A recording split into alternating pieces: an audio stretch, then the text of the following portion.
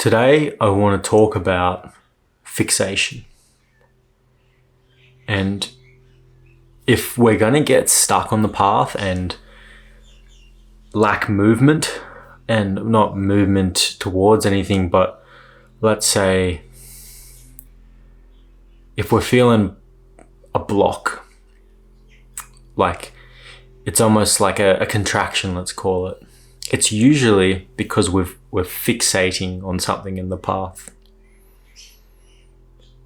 And common fixations, let's say from the start, common fixation at the start is the idea that the path is sort of in time and linear, and then that you sort of slowly progress towards enlightenment through like concentrating the mind or all these other modalities, and then in time a moment happens where you wake up.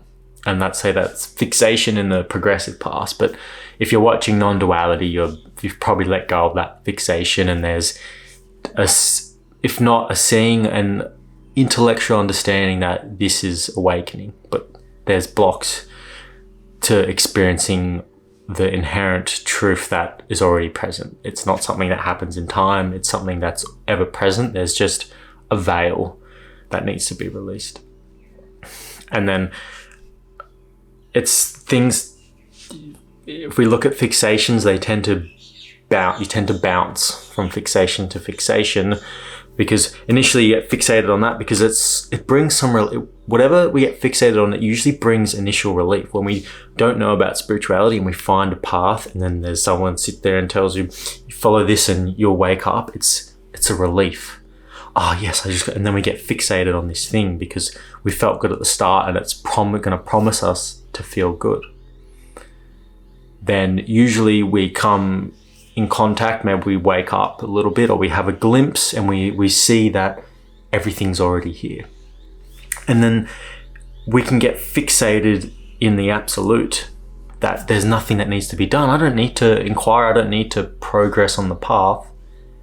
It's already here. There's nothing I need to do. I can just be here.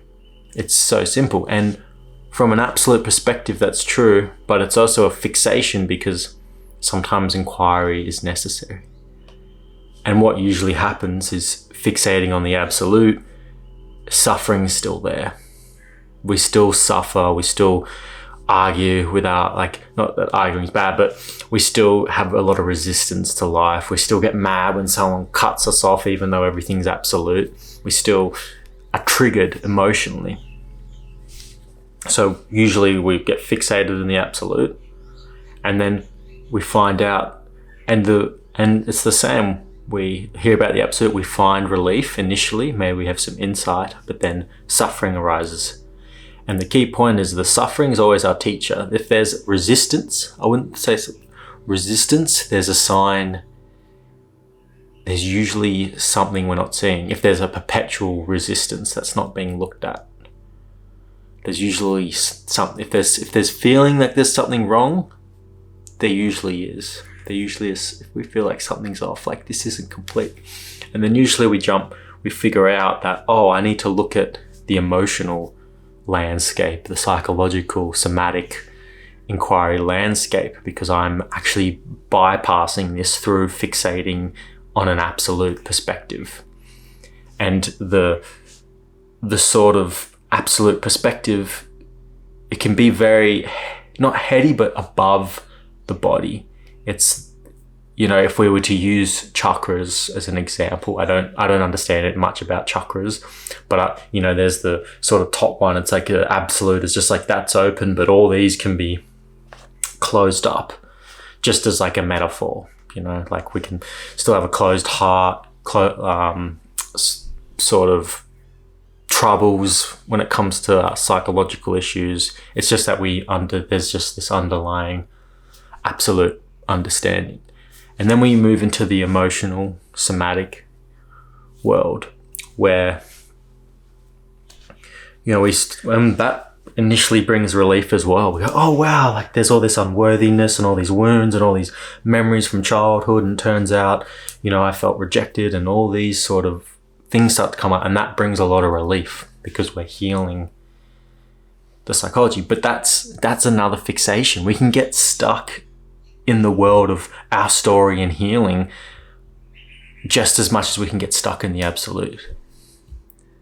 And there's nothing wrong with the initial path of progression that has major benefits. There's nothing wrong with there's nothing wrong with the absolute non-dual radical perspective, because it's true.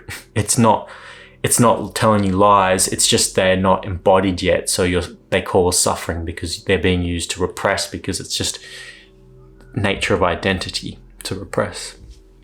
But then we can also get fixated in emotion work and just hang in the emotional work. And that's fine to hang in emotional work as long as you feel as you need to. It's fine to hang in the absolute, but the sweet spot is just not fixating. It's sort of cycling through these sort of three pathways, because regular meditation and inquiry is super helpful, even though it's sort of, or just, concentrating, developing loving kindness, or like these sort of practices, yoga, of I guess very helpful, even though they're sort of can be portrayed as like an in-time practice. Absolute perspective is great. That should be held. That view should be in the background, always understood. This is all, reality is whole and complete. As it is. This is it. Resistance, suffering arise. Okay, that's my sign, that's my cue. I need to look at something emotionally. But getting too caught up in the emotion work, either two together, if one is neglected without the other, we'll usually find issues. So we got the progressive path, the direct, and the psychological somatic. And I think that's a very embodied sort of approach. And you can get fixated in either one, which is ultimately okay. But at the same time, it's good to notice when you do. Sometimes you're doing too much emotional stuff and you need to just be like, this is it. And this is practice. I think the word is practice enlightenment. It doesn't mean you neglect that. It's just, and you don't hold any of those paths as absolute. They're all just views, perspectives on navigating the energetics of this thing called awakening. And there's ever refinement in each one as well. But the core of all this, the core we want to get to, is the one who's navigating all these, the one who's doing the emotion work, the one who's watching, having an absolute perspective, the one who wants to know all this. Ultimately, you'll start to see that's sort of the root. It can appear as some sort of a discomfort in the body, or a doer, or a manager, but or the one who gets fixated.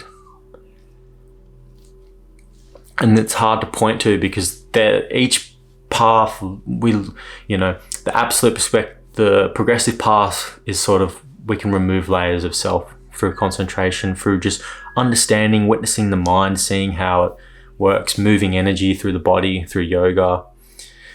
And then an absolute perspective is, if the message is understood correctly, can really drop strong layers of self away. But there's subtler and subtler layers. Emotion work I see emotion work as digging up stored strong identity, like unworthiness can be buried quite deep, and it's working at such a subconscious, subtle level, we won't even realize it's in play until we go into the emotional world and be like, oh wow, unworthiness has been under a lot of my decision making. But I don't think it's the root. The root is the one who sort of pushes and pulls against life. It's just like an energetic push and pull. If we strip back everything, there's just this energetic push and pull, like the root, and it's the one that it ultimately says like reality isn't good enough as it is, or something needs to be different, something's not right, a sense of like something's wrong. And it's very subtle, and we can get into contact through all these paths, sort of getting rid of layers of self. And even if that drops away, there's still emotion work, still progress, still yoga we can do, still things that need to happen. It's just there's a sort of root energetic self, which is just, you could call it a subtle like energetic dissatisfaction. And that's sort of what we're getting to. And so that is that constant teacher. That is what's been feeding the path. It's a seeking. And it's not emotional. It's not direct. It's not a progressive thing. It's just a sense of unsatisfactoriness. That was somehow, as I said, an assumption that somehow was created through learned interactions or built up as a defense against life. It is the subtle self-sense. And going into that, I think, is where the juice is at.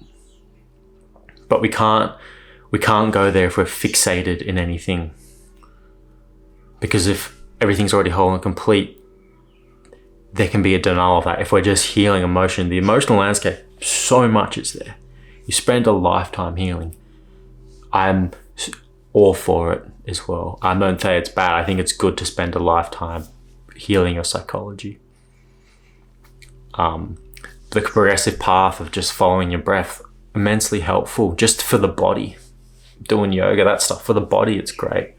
These are all healthy practices, and all necessary. But fixating in them is where we can get stuck. And calling out any of these other paths, fixating in emotional and be like, oh, everyone's just bypassing, and that tends to be the fixation. And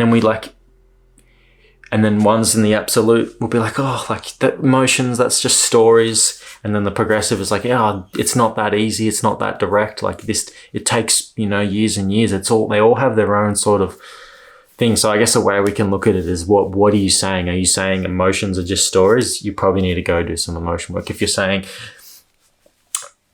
non-duality is just pure bypass, it can happen, but don't demonize non-duality for that. That's your own problem with it.